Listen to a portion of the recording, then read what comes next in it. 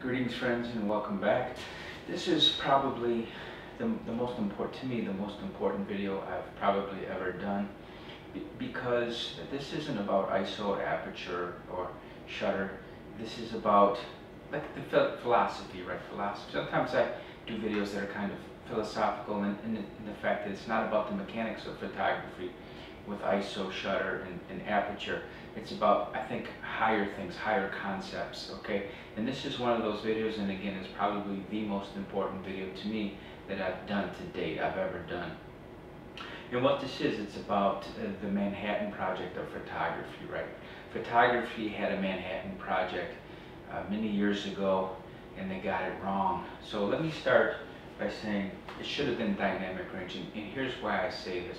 The human eye is capable of about 24 stops of light. It can discern 24 stops of light. And the reason I say this, it was about 20 years ago. I was at a beach, and I'll never forget this. I can still picture it. And I was already into photography at this point. I had been a photographer for 3 or 4 years. And I was at a beach, and I'm looking out at the water, and I'm on the sand. The sun was in the sky, like to the right, and there was a huge boulder on the beach. This rock was probably literally 3 or 4 stories tall. So if we go by 12 feet per story or whatever, it was about 36, 48, 50 feet tall. It's huge. And in the way the sun was hitting the rock, it was casting a shadow. The rock was casting a shadow on the beach. And we've known when you go to the beach, it's very bright. Okay, and I remember looking toward the sun and the rock, and both of them I could discern. My eyes could simultaneously, it could discern both the bright sky and the area in shadow of the rock. So foreground of the shadow, or excuse me, foreground of the boulder was shadow, and I could see inside the shadow and the sun equally at the same time. That's when it really struck me, the power of the eye. Because in photography at the time, you had to either expose for one or the other, basically, right? If you exposed for the sun, that which was in shadow for the boulder would have been solid black. It would have come out solid black. If you exposed for the shadow, then everything else, the sky would have been completely blown out. It would have been absolutely blown out. So you had a choice. It was binary, right? So you had to choose your exposure. Am I going to expose for the sun and turn everything in shadow black, or do I expose for the shadow and then blow everything else out? So it was binary. The human eye is not binary. The human eye can discern immediately different stops of light at the same time. It's almost like quantum. You know, we talk about quantum computing. The pupil, it seems like it's almost like a quantum diaphragm. It can expose for different values simultaneously. It's just absolutely miraculous how the eye can do that, because we can't approach that in photography yet. And that's my point, yet. And that's the purpose of this video. Was I realized 20 years ago that the Manhattan Project for photography was getting to that point where we could possibly strive for 24 stops of light in a photograph. So we could capture up to almost replicate the human eye. And I want to break this down now and talk about this, and talk about how the companies, the camera makers, missed this golden opportunity. When they embraced a Manhattan Project, they chose the wrong project. They didn't choose dynamic range and to attain 24 stops of light in a photograph. They went a different route, and it was fatal, an absolutely fatal choice. And I want to talk about that in this video, okay? So first of all, bear with me, please. I'm going to bring this home. It's sometimes, you know, it might appear that I go on these digressions, but it's for a reason. It's by analogy, right? So one of the most effective ways to relay a topic is to relay by analogy, by something else that happened in history that you can relate. There's a correlation, and it's easier to grasp, okay? So I want to talk about, it's wonderful, well, not wonderful, it's an amazing story of China Airlines Flight 611, and it's just a tremendously powerful story. So here's what happened.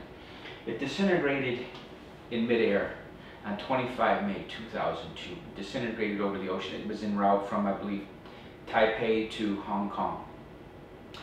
Midair, they call it explosive decompression. It just the plane separated in midair. So they recovered the damage, and they started going through the maintenance logs. And what happened is they found an improper repair to the day, to the absolute day, 25 May 1980, that had happened. It was an improper repair on the steel member of the aircraft. So peel it back a little bit more. What happened was on 7 February 1980, the plane was landing in Hong Kong, and it was something called a tail strike. Okay, so ideally the plane, the rear wheels should be the first thing to make contact with the runway. But the 747, this was a 747, it's so long, sometimes when you flare a plane for landing, they go two nose up and the tail strikes first instead of the rear wheels. So obviously it's supposed to be the wheels, but sometimes it's the tail. And that's what happened on 7 February 1980. The tail struck first, and it actually fractured some of the airframe just a little bit, but it was fatal. That was a fatal blow that was never corrected properly. So 22 years this plane is flying back and forth, right, over in Asia. It was a fatal, this blow was fatal, but it took 22 years for it to materialize. The crack was improperly repaired, and it just spread and spread until the airplane disintegrated in midair. 22 years after the fatal blow was delivered. Okay, so this is what I'm getting back to in photography. That's why it's analogous to the story I'm trying to tell you now. Is what happened is how did the photo manufacturers, camera manufacturers, excuse me, how did they miss dynamic range as being the Manhattan Project? How did they get on detail and resolution? How did they miss the boat? I mean, this is probably the single most huge blunder that I can recall in any type of industry in decades, how they missed this. And we'll cover that now, exactly how they missed it. So we talked about the fatal blow happening in 1980. In photography, the fatal blow, the initial fatal blow, was delivered by a website called MedArt. Okay, if you're not familiar with MedArt, it's nude women, basically, younger women, and they're fully nude. And it was an exquisite site, it really was. It was very tastefully done, very, very classy nudes. It was a celebration of the female form, which is how I perceive nudes in boudoir. It's not dirty and smutty. It's a celebration of the female form. And MedArt was really the first site to really do it properly, and to really shoot the female form as it should be shot, with grace and with dignity. Okay, so they burst onto the scene in 1998, 1999. But their trademark, their thing was high resolution images. The images were very high resolution. And what I mean by that is if you took your mouse wheel and you zoomed, you could zoom in on any area of the woman's body, right? Now what makes that different from in years past is if I'm a photographer and I want to shoot a nude, I shoot the woman, her whole body nude. But then if I want to zoom in and get some closer images of the breast or the genitalia, I could either put a macro lens on or whatever, but I would come in closer and I would photograph the breast or the genitalia or the butt, whatever the case may be. They were separate standalone images. But MedArt was the first one to have this. Basically, it's an infinitely, well, I shouldn't say infinitely, but it was a zoomable image so that you didn't have to take separate photographs anymore of the body. You took one photograph and you could zoom. It was kind of weird. It was the first website to ever do that. So this concept took root. High resolution imagery, high resolution photographs got its first root in 1998, 1999. That was the first fatal blow to photography. The second one came with DxO, and I'll tell you now, I am not a fan of DxO. They couldn't be more wrong at DxO, because the Holy Grail, this is what I'm talking about. To them, the Holy Grail is resolution, lines of resolution. And the way you do that is you just keep packing more and more photo sites onto the sensor, more and more megapixels. So we're at the point now, it used to be 8, 10, 12 megapixels. Now the new Canon 5DS-R, it's up to over 50 megapixels. Okay, and it keeps just getting worse and worse because the lenses keep getting larger and larger and more expensive to resolve that detail. Okay, so the second fatal blow was DxO Mark II. The third and final blow to photography was high resolution cameras. Okay, in 2012 Nikon came out with the D800.